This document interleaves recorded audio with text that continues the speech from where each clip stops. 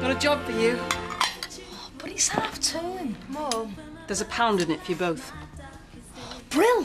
What do we have to do? I need some stuff from the post office. Here's a list. Easy money. Come on, Andy. Actually, I don't feel like it. I'll stay here. Oh, come on. It's only down the shop. Nothing. What's going on? I've got a bit of an headache. Well, I'm sorry. Are you okay? Yeah, it's nothing. Oh, well, forget it. I'll pop down there at lunchtime. No, don't worry. I'll go. There's someone I want to see in the village anyway. More coffee. Thanks for staying over. No problem. Not that I got much sleep. No, me neither. I keep thinking back to the night of the robbery. I feel such a fool. Steve made sure I'd be here so I'd be his perfect alibi.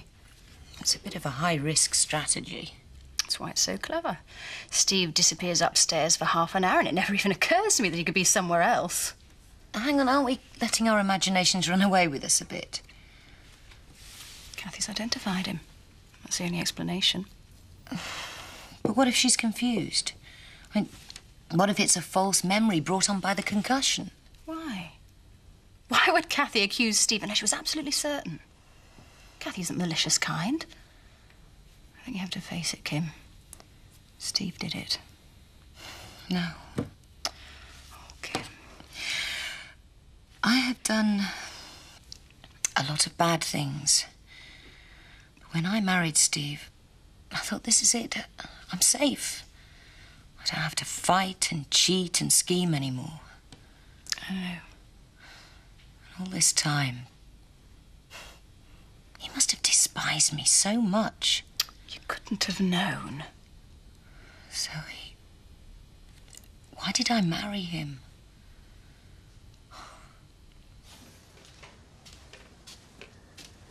Breakfast. I'm afraid it's only tea and a croissant. The kitchen's still in a bomb site. And come on, eat up. I'm not hungry. Oh, come on, you've got to eat something.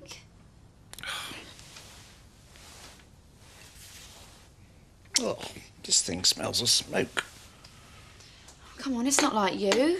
We've got things to do. Well, what would they be? Well, like phoning the insurance for one. Well, what's the point? By the time the money comes through, the malt shovel will have got on my trade. Oh, it's hopeless, Tricia. Woolpack's finished. Well, you can't just lie around in your pyjamas all day. Why not? After all, I am a publican. And although it may have escaped your notice, I no longer have a pub. Morning, Mrs. Marchant. What's happened? I have a warrant to search your property. Fine. Just try not to make too much of a mess. Going upstairs. You round the back. Yeah. Come on, sweetheart, let's get your coat. I'll be back. Bye-bye. I appreciate your cooperation, Mrs. Marchant. Look, Inspector, perhaps I can save you a whole lot of trouble. Yeah?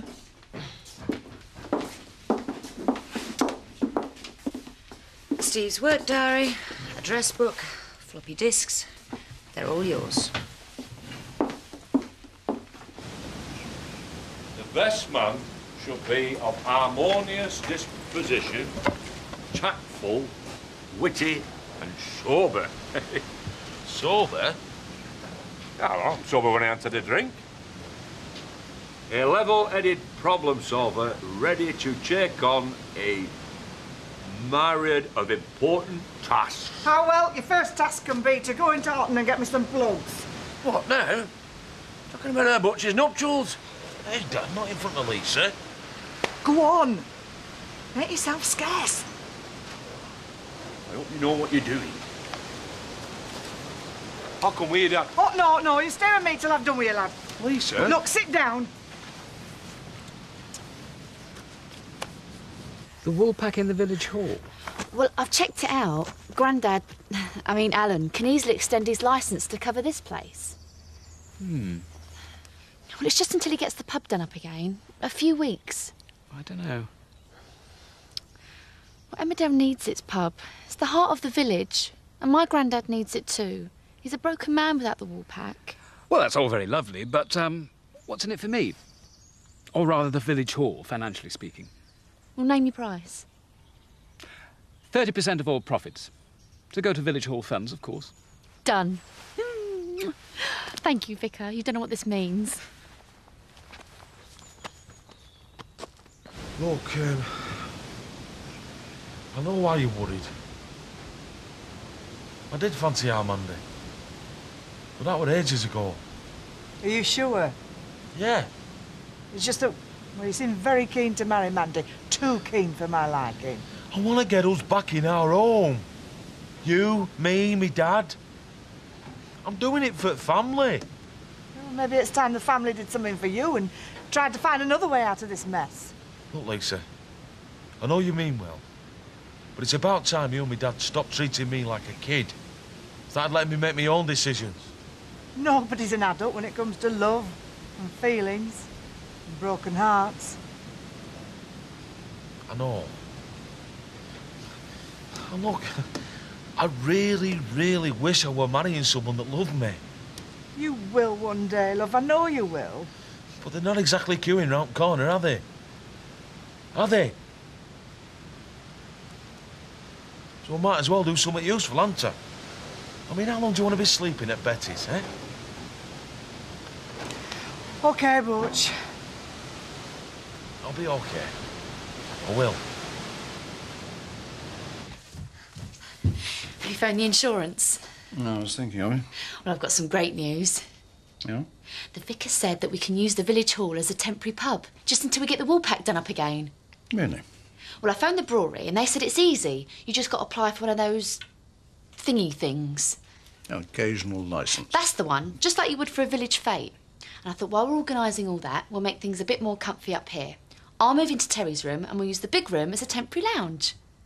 Tricia, I honestly don't think I've got the energy for all that. What, moving a bit of furniture? No, I'm in the wool pack. Well, I know it's hard, but why don't you look at what's happened as an opportunity? Every cloud has a silver lining. Oh, come on, you know as well as I do, the wall pack was well overdue for a facelift. And with the insurance money, you can breathe new life into the place. Yeah.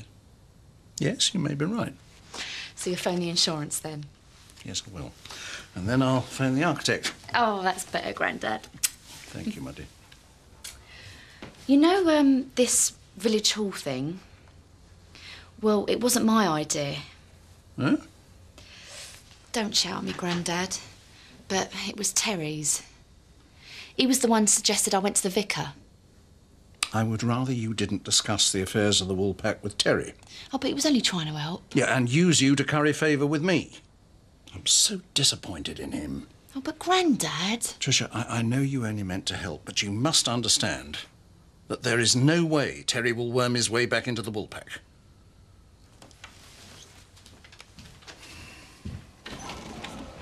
Ned, Hey, lad. any chance of a few more boxing tips? What have I told you? Not while your dad's around. Do you want to get me thrown out? What if I meet the kid in the village?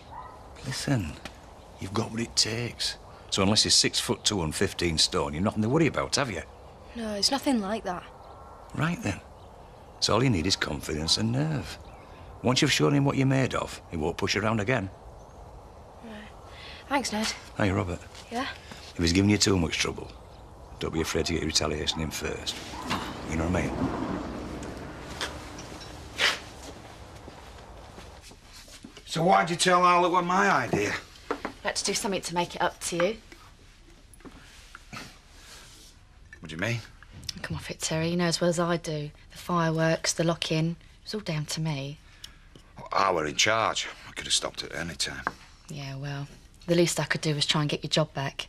Even if he did nearly go ballistic at me for suggesting it. Thanks.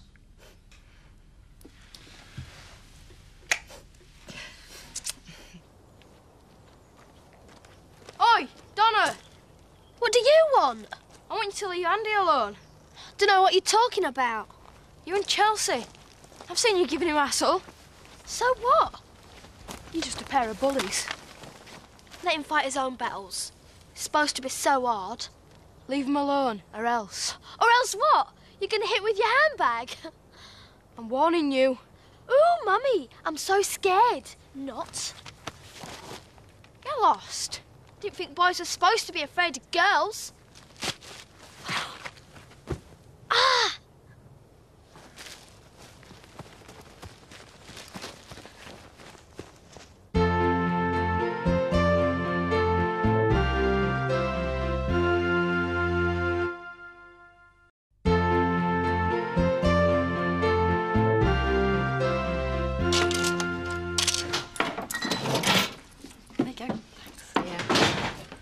Here, tell. You done us a big favour when you blew up the Woolpack. We're coining it in. Yeah, I better make an extra order for booze. We're nearly out. Yeah, well, I wouldn't book your holiday in the Bahamas just yet. Woolpack will be reopening sooner than you think. Yeah, why? Take months to get a place sorted out. No, Tricia's done a deal with the vicar. They're going to be setting up a temporary Woolpack in Village Hall. Have you asked the committee? It sounds dodgy to me. Well, listen, the best part is that Trish told Al that it was my idea. And was it? Well, she's doing me a favour, trying to get me back in with him. Donna! Oh, my God! What's happened, love? Come here, let me look at you. Oh, Donna, what have you done? Thanks, James. How you doing? Rough night. What do you think? Yes, it's hard to sleep with a guilty conscience. I told you before, I've got nothing else to say. Well, we've searched your house, we've got all your papers. I'm sure we'll find out everything we need to know eventually. Then why are you wasting your time talking to me? Shouldn't you be out there catching lager louts or something? I'm glad you've still got a sense of humour, because the evidence against you is piling up. We've already got enough to send you down for years. You, bankrupt Stephen Marchant, arrested, trying to leave the country with £10,000 in your pocket. The woman you tried to run down in cold blood has identified you. I don't envy anyone trying to put up a defence against that kind of evidence. Please confine yourself to questioning my client. This is not going to look good in court. But why hold out? Cooperate now, you could halve your sentence. You see, I just keep thinking there's something more to this whole thing. There's something I'm missing.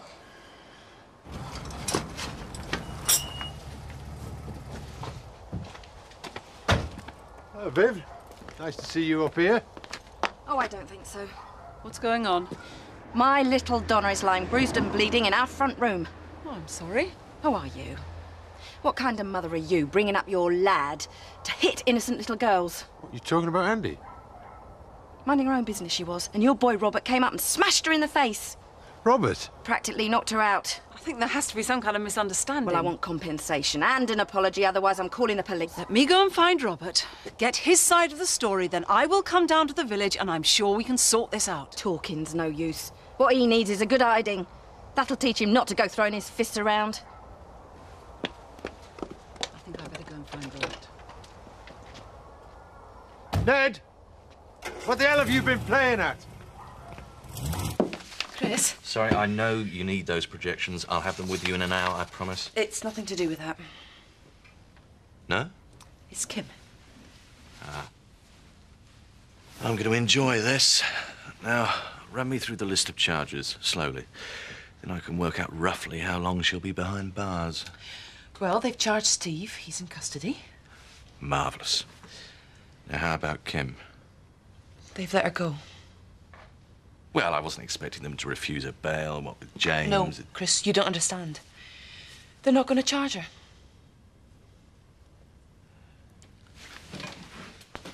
Chris? Chris? I hope you've got a good explanation for this. Donna Windsor's been getting on my nerves. She's a real pain. You do not hit girls, full stop. Sexist.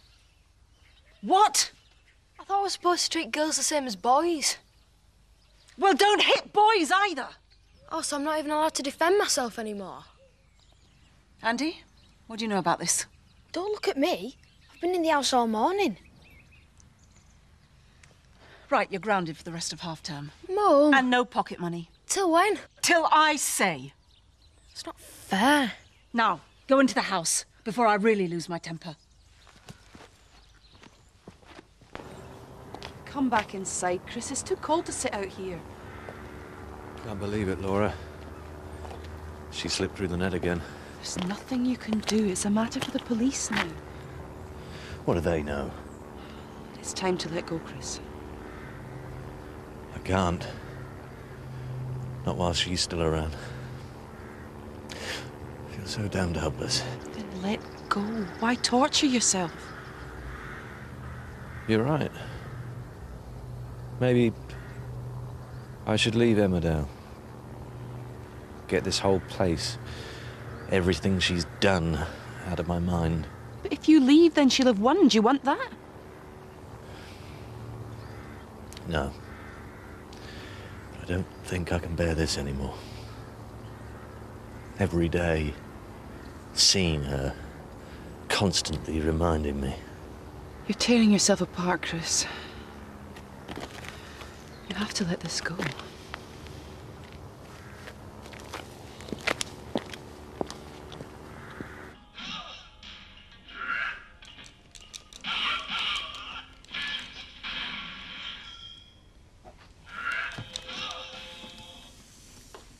What'd you do that for? Why did you eat Donna? Thought I'd give her a taste of her own medicine. What did she do to you? Don't be stupid. I've seen the way her and Chelsea are bullying you. Bullying me? They're girls. I can take care of them. No, you can't. I've seen them getting at you. Well, you're wrong. I don't need your help. I was doing you a favour. Well, in future, keep your big nose out of my business. Stop it! I don't need anyone to stick up for me, especially you. Hey, break it up, you two. Right now. Now, what's all this about? Fine, if that's the way you want to go. Up to your rooms and stay there. Till I say so. What's going on? I don't know what's got into these two. Although I have a horrible feeling that maybe I do.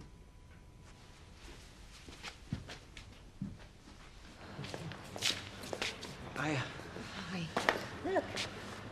Here's Steve. Oh. Yeah. Oh. What'd you bring James for? He was missing you. I'm missing you too, big man. Come on. Why don't you go and play in your house? See your toys in the house. Here you go. Mummy and Steve have got to talk.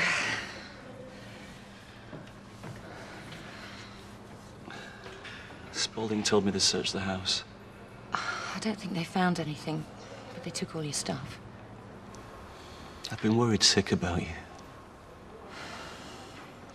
They're watching me. I know it. Just waiting for me to make a mistake. I never thought I'd say this, but it's pretty scary. It's all my fault.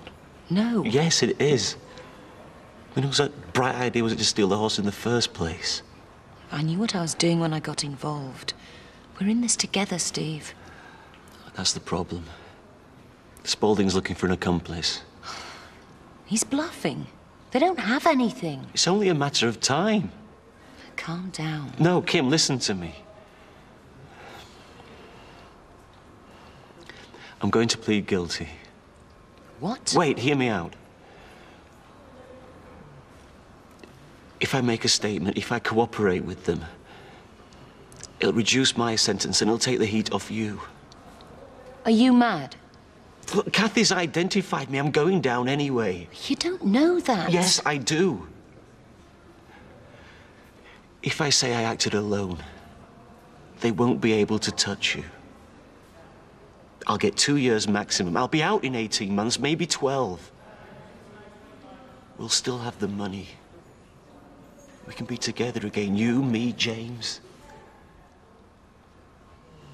You don't have to do this, Steve. I've been lying awake in my cell at night thinking about that little fella. You know I love him, Kim. I can't let them take his mother away from him. What about you? He needs you too. When I lost your money, you could have walked out that door and never come back. It's my turn to stand by you and James.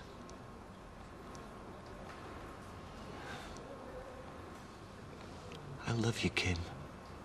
I love you too, Steve. Why do I sing my song so loud? 'Cause I want to, 'cause I want to. Someone's happy. Hey, I'm not just happy, Vicar. I'm really happy. I'm very pleased for you. Can you keep a secret? It's in the job description. Look, I shouldn't really tell you this, but if I don't tell someone, I'm going to explode. I'm listening. I'm getting married. Splendid! That's wonderful news. Who's the lucky woman? Well, if I tell you, do you promise you won't tell anyone else? Well, weddings are usually rather public affairs. You might have a problem keeping a lid on this one. Do you promise? Trust me, I'm a vicar. Robert told me he was being bullied. When I told you that I didn't want you boxing with the boys, I meant exactly that. I was just teaching him self-defence, Jack. You don't want him growing up soft, do you? Everyone thinking he's a pushover. If the kids have a problem, they come to us. Or a teacher, they know that. Ah, rubbish. That mamby-pamby stuff's no good. Oh, and smashing a girl in the face is. I don't think so. Will you watch my lips, Ned? No boxing. All right, then. I'll pack my things. What? I'll leave. I know I'm not wanted here. Don't be daft. It's not that. It's just... You can't tell us how to bring up our kids. It's for the best.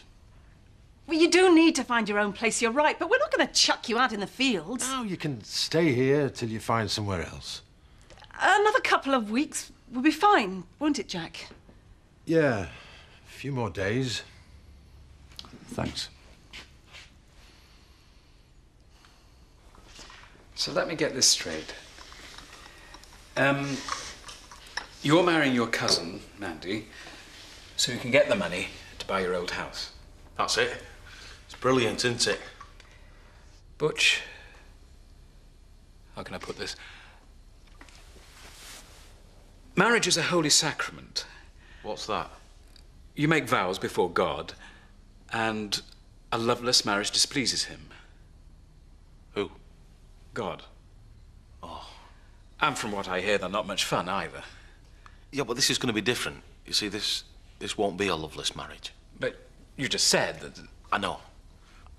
But this is the more secret bit. You see, I really do love Mandy. I've always loved her. She's magic. Does Mandy love you? No. Not yet. But she will. Uh-huh. You see, I'm going to be the perfect husband. I'll look after her. I'm going to get a job, and we might even get her own place. And I won't let her down. You know, in the bedroom department. Have you had many girlfriends, Butch? Sort of. Never found the right person. Well, you could say that. But Mandy's different, Vicar. See, Mandy's one of us. She's a dingle. I know that people in this village think that I'm a clown. But I've never been more serious in my life. I've got so much love to give her. I'd do anything for her.